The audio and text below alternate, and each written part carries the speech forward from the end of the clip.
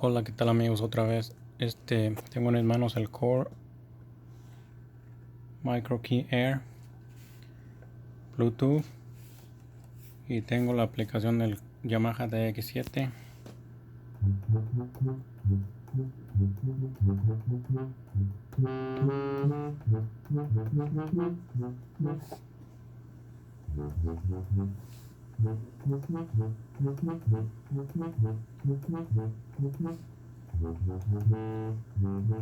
No es sample, es una aplicación.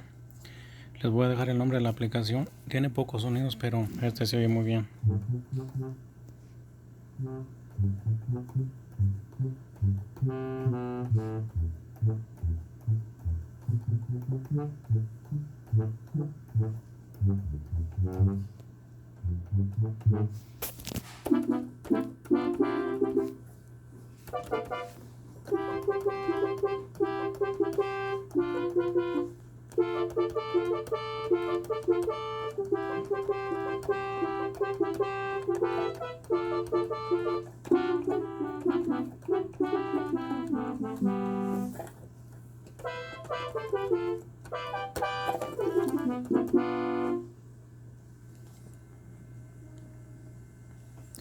Y estos son los pocos sonidos que tiene.